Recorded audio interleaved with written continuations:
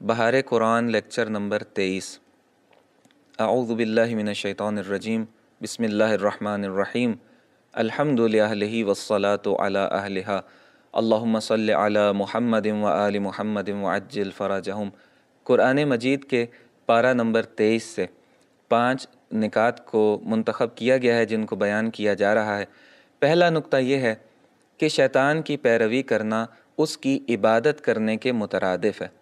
سورہ مبارکہ یاسین کی 60 نمبر آیت میں پروردگار کا ارشاد ہوتا ہے، اعوذ باللہ من الشیطان الرجیم، بسم اللہ الرحمن الرحیم۔ اے اولاد آدم، کیا میں نے تمہیں حکم نہیں دیا تھا کہ شیطان کی پرستش نہ کرنا؟ اللہ تعبدوا الشیطان انہ لکم عدو مبین، کہ وہ تمہارا عدو مبین ہے، ایسا دشمن ہے جو بالکل واضح ہے، کوئی ڈھکی چھپی بات نہیں ہے، دشمن ہے اور مبین، واضح اور بڑا روشن دشمن ہے۔ یہاں پر بیان کیا جا رہا ہے کہ شیطان کی عبادت نہ کرنا، لا تعبدوا الشیطان، تو شیطان کی عبادت سے کیا مراد ہے؟ تو اس کی اطاعت مراد ہے کہ اے لوگو شیطان کی اطاعت نہ کرنا، اس کی بات نہ ماننا۔ پروردگار نے ہمیں شروع سے ہی منع کر دیا تھا کہ شیطان کی بات نہ ماننا۔ اب یہ شیطان کون ہے؟ تو یہ شیطان جنوں میں بھی ہو سکتے ہیں اور انسانوں میں بھی ہو سکتے ہیں، آیات کے مطابق اس کے نمائندے ہیں، جنوں کے اندر بھی اور انسانوں کے اندر بھی۔ حتیٰ کہ آج تو پورے کے پورے ملک جو ہیں وہ شیطان کے نمائندے بنے ہوئے ہیں۔ اس لیے امام خمینی رضوان اللہ تعالیٰ علیہ نے امریکہ کی جنایتیں اور شیطنت کو دیکھ کر اس کو شیطان اکبر کہا تھا، شیطان بزرگ کہا تھا، سب سے بڑا شیطان آج کے زمانے کا اس کو کہا تھا ملکوں کے اندر، اور وہ اپنی شیطنت مسلم معاشروں کے ساتھ جاری رکھے ہوئے ہے۔ بات نہ مان کر ہم پروردگار کی اطاعت کریں گے، اور اگر اس کی بات مانیں گے، اس کی پیروی کریں گے تو وہ گمراہ کر دے گا، چاہے وہ ابلیس ہو، چاہے شیطان کے جنوں میں نمائندے ہوں، چاہے انسانوں میں نمائندے ہوں، یا چاہے امریکہ اور اسرائیل اور اس طرح کے ممالک ہوں۔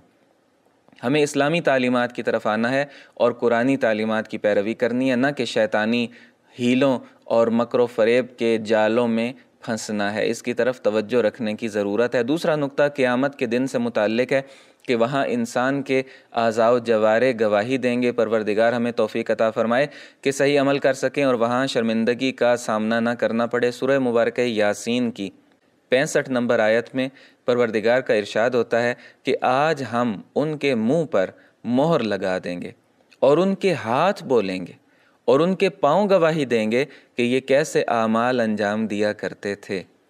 روایت میں ہمیں ملتا ہے کہ بعض مجرمین قیامت کے دن انکار کر دیں گے کہ یہ کام ہم نے نہیں کیے، تو اس وقت فرشتے گواہی دیں گے کہ ہم نے دیکھا، ہمارے پاس لکھا ہوا ہے، تو اس کا بھی یہ لوگ انکار کریں گے، نہیں مانیں گے۔ جب مرحلہ یہاں پہنچے گا تو ان کے منہ بند کر دیے جائیں گے، مہر لگا دی جائے گی، اب وہ بول نہیں پائیں گے، اب وہ اعتراض نہیں کر پائیں گے۔ اور اب کیا ہوگا؟ پروردگار اذن عطا فرمائے گا اور یہ ہاتھ اور یہ پاؤں بولنا شروع کریں گے اور یہ بتائیں گے کہ ہمارے ذریعے سے یہ کہاں گیا اور کیا کرتا رہا۔ پروردگار اس دن کی شرمندگی اور ذلت سے ہمیں محفوظ رکھے، بچائے اور ہمیں نیک عمل کرنے کی توفیق عطا فرمائے۔ اگلا نقطہ یہ ہے کہ حضرت ابراہیم علیہ السلام کا سخت امتحان جو لیا گیا، اس سے متعلق سورہ مبارکہ صافات کی 102 نمبر آیت میں ارشاد ہوتا ہے کہ پھر جب وہ فرزند ان کے ساتھ دوڑ دھوپ کے قابل ہو گیا، یعنی حضرت اسماعیل علیہ السلام جب اتنے بڑے ہو گئے کہ اپنے بابا کا ہاتھ بٹا سکتے تھے، مختلف کاموں میں ان کا ساتھ دے سکتے تھے، نوجوانی اور جوانی کی دہلیز پر جب جا کر کھڑے ہوئے تو امتحان کا مرحلہ شروع ہو گیا۔ پھر آگے ارشاد ہوتا ہے کہ تو انہوں نے کہا کہ بیٹا میں خواب میں دیکھ رہا ہوں کہ میں تمہیں ذبح کر رہا ہوں، اب تم بتاؤ کہ تمہارا کیا خیال ہے؟ تو اس بامعرفت بیٹے نے کیا جواب دیا؟ فرزند نے جواب دیا کہ بابا جو آپ کو حکم دیا جا رہا ہے اس پر عمل کریں، انشاءاللہ آپ مجھے صبر کرنے والوں میں پائیں گے۔ حضرت ابراہیم علیہ السلام کا جہاں امتحان لیا جا رہا ہے، وہاں حضرت اسماعیل علیہ السلام کا بھی امتحان لیا جا رہا ہے۔ اس داستان سے ہمیں مختلف درس ملتے ہیں۔ داستان چونکہ واضح ہے، زیادہ اس کی وضاحت نہیں کی جا رہی، آپ سب جانتے ہیں، سن رکھے ہیں یہ واقعات۔ بس جو نقطہ ہمیں ملتا ہے ہماری زندگی کے اندر جس کا اثر ہو سکتا ہے، ان میں سے چند ایک نکات۔ پہلا درس یہ ہے کہ بلا اور مصیبت کے بغیر انسان کو بلند مقامات نہیں ملتے۔ حضرت ابراہیم علیہ السلام کی آزمائش کی گئی تھی، ان کو آزمایا گیا تھا، تب ان کو یہ مقامات ملے تھے، اور ان آزمائشوں میں وہ کامیاب ہوئے تھے، بیٹے کی گردن پر چھری رکھ دی تھی۔ اور اگلا نقطہ ہمیں جو ملتا ہے وہ یہ ہے کہ اللہ تعالیٰ کبھی امتحان لینے کے لیے قریبیوں کی آزمائش بھی کرتا ہے۔ امتحان حضرت ابراہیم علیہ السلام کا لینا تھا، ان کو اگلے مقامات دیے جانے تھے، لیکن ساتھ ان کے بیٹے کے ذریعے سے ان کی آزمائش کی جا رہی ہے۔ اگلا جو درس ہمیں ملتا ہے وہ یہ ہے کہ اللہ تعالیٰ اپنے مخلص بندوں کی زحمتوں کا قدردان ہے۔ پھر وہ چلی نہیں ہے گردن پر چھری، اللہ تعالیٰ نے بدل دیا اس کو ایک اور قربانی کے ساتھ۔ اور اسی طرح سے کہ اگر کسی کو کوئی خاص منصب ملنا ہے تو اس کو سخت آزمائشوں سے گزرنا ہوگا۔ چوتھا نقطہ ہے کہ متقی اور فاجر برابر نہیں ہو سکتے، اور ان کی یہ نابرابری معاد یعنی قیامت پر دلیل ہے۔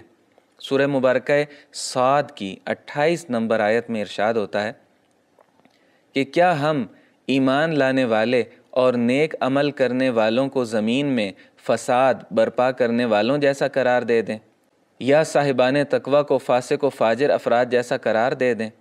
یعنی ہم ان کو برابر قرار نہیں دے سکتے۔ اب یہاں سے ہمیں پتہ چلتا ہے کہ اگر یہ برابر نہیں ہیں تو زندگی میں تو بہت سے متقین مشکلات کے اندر، پریشانیوں کے اندر، طرح طرح کے امتحانوں میں زندگی گزار کے چلے جاتے ہیں اس دنیا میں۔ فاسق و فاجر جو ہیں طرح طرح کی ان کے پاس نعمتیں ہیں، تو اب یہ عدالت کا اجرا کہاں ہوگا جب یہ برابر بھی نہیں ہے؟ اور بڑی سطح پر جا کر دیکھا جائے تو پیغمبر گرامی اسلام صلی اللہ علیہ وآلہ وسلم نے جو زحمتیں اٹھائیں اس ملت کے ارتقاء کے لیے، انسانیت کو نجات دلوانے کے لیے، انسانیت کی بہتری کے لیے، اس بشریت کو شیطان کے چنگل سے نکال کر بہشت تک لے جانے کے لیے جو پتھر کھائے، جو زحمتیں اٹھائیں، جو تکلیفیں اٹھائیں، جو اذیتیں دیکھی ائمہ اطہار علیہ السلام نے، انبیاء کرام نے، اور اسی طرح سے اولیاء الہی نے، ان کی ان زحمتوں کا اجر اس دنیا میں تو ہم دیکھتے ہیں کہ نہ ملا تو کہاں دیا جائے گا۔ اسی طرح سے مومنین جو مشکلات میں زندگی گزارتے ہیں، تو یہ ساری چیزیں دلیل ہیں کہ کوئی اور ایسی جگہ ہونی چاہیے کہ جہاں پر مشکلات برداشت کرنے والوں کو اس دنیا میں اجر دیا جائے۔ وہاں پر کوئی اور ایسی جگہ ہونی چاہیے کہ اس دنیا میں جب صلہ نہیں ملا، اس دنیا میں جب ان کو ان زحمتوں کا اجر نہیں ملا، اس دنیا میں مشکلات ہی مشکلات میں، پریشانیوں اور تکلیفوں میں زندگی گزار کر مومنین چلے گئے، تو کوئی ایسی جگہ ہو جہاں پر ان کو اجر مل سکے۔ اور معاد کے اوپر اور قیامت کے اوپر جو براہین ہیں، جو برہان اور دلیلیں ہیں، محکم دلیلیں، ان میں ایک یہی برہان عدالت ہے۔ فرض کریں ایک شخص نے یہاں پر 20 لوگوں کو قتل کر دیا، تو اب اس کو 20 لوگوں کی جان لینے کی جو سزا ہے وہ اس دنیا میں ممکن نہیں ہے کہ دی جا سکے، زیادہ سے زیادہ اس کو ایک بار قتل کر دیا جائے گا۔ تو انصاف اور عدالت کا اجرا حقیقی معنوں میں تب ہوگا کہ جب قیامت ہو، جب معاد ہو، اور ظالموں کو بھی ان کی حقیقی سزا وہاں پر ملے، اور اہل ایمان کو بھی ان کا حقیقی اجر وہاں پر ملے۔ پانچواں اور آخری نقطہ علم کی اہمیت سے متعلق ہے۔ سورہ مبارکہ زمر کی آیت 9 میں پروردگار کا ارشاد ہوتا ہے کہ قُلْ هَلْ يَسْتَوِي الَّذِينَ يَعْلَمُونَ وَالَّذِينَ لَا يَعْلَمُونَ، کہہ دیجئے کہ کیا وہ لوگ جو جانتے ہیں، علم رکھتے ہیں، ان کے برابر ہو جائیں گے جو نہیں جانتے؟ اس بات سے نصیحت صرف صاحبان عقل ہی حاصل کرتے ہیں۔ انسان کی قدر و قیمت کا معیار اس کا علم ہے، اس کی معرفت ہے۔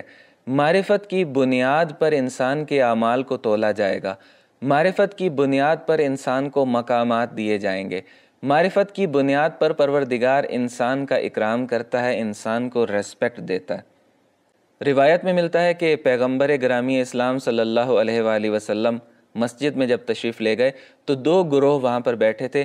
ایک گروہ تعلیم و تعلم میں مصروف تھا اور دوسرا گروہ دعا میں مصروف تھا۔ تو آپ نے دونوں کی تعریف فرمائی، لیکن تعلیم و تعلم والے گروہ میں جا کر بیٹھ گئے اور فرمایا کہ مجھے تعلیم دینے کے لیے مبعوث کر کے بھیجا گیا ہے۔ یہاں سے ہمیں تعلیم کی اہمیت کا پتہ چلتا ہے کہ دعا پر بھی علم کو فوقیت دی اپنے عمل کے ذریعے سے۔ یہیں پر فرمایا کہ بہا ارسلتو، مجھے تعلیم کے لیے بھیجا گیا ہے۔ فجلس معہم، اور اسی گروہ میں جو تعلیم و تعلم میں مصروف تھے ان کے ساتھ جا کر تشریف فرما ہوئے۔ ایک اور روایت میں ہمیں ملتا ہے کہ اکثر الناس قیمتاً اکثرہم علما، کہ قیمت انہی لوگوں کی زیادہ ہوگی جن کا علم زیادہ ہوگا، قدر، منزلت، قیمت، مقام ان کا زیادہ ہوگا۔ اور اقل الناس قیمتاً اقلہم علما، قیمت کے لحاظ سے، قدر و منزلت کے لحاظ سے نچلے لیول پہ وہ لوگ ہوں گے کہ جن کا علم کم ہوگا۔ اور ایک اور روایت میں ہمیں ملتا ہے کہ قیامت کے دن ایک طرف شہداء کے خون کو تولا جائے گا، ان کی قیمت لگائی جائے گی ترازو کے اوپر، اور دوسری جانب علماء کے قلم کی سیاہی کو رکھا جائے گا اور تولا جائے گا۔ شہداء کے خون کی عظمت تو کسی سے چھپی ہوئی نہیں ہے، کتنا عظیم مقام ہے شہداء کا۔ شہداء کے خون کا قطرہ زمین پر گرتا نہیں کہ ان کے گناہوں کو معاف کر دیا جاتا ہے۔ عظیم مقامات ہیں شہداء کے، لیکن علماء کے قلم کی سیاہی کا جو وزن ہوگا وہ حتیٰ کہ شہداء کے خون کی قیمت اور وزن سے بھی قیامت کے دن زیادہ ہو جائے گا، یہ ہمیں روایت میں ملتا ہے۔ اس کی کئی وجوہات ہو سکتی ہیں۔ ایک وجہ شاید یہ بھی ہو سکتی ہے کہ شہداء کو شہادت کے لیے آمادہ و تیار کرنے میں بھی علماء کے قلم کی سیاہی کا بنیادی کردار ہوتا ہے۔ پروردگار ہمیں علم حاصل کرنے کی توفیق عطا فرمائے اور معرفت کے مدارج اور مقامات کو طے کرنے کی توفیق عطا فرمائے، اور ہمیں قرآنی تعلیمات کو پڑھنے، سمجھنے، ان پر عمل کرنے اور ان کو اپنانے کی توفیق عطا فرمائے۔ والسلام علیکم ورحمۃ اللہ وبرکاتہ۔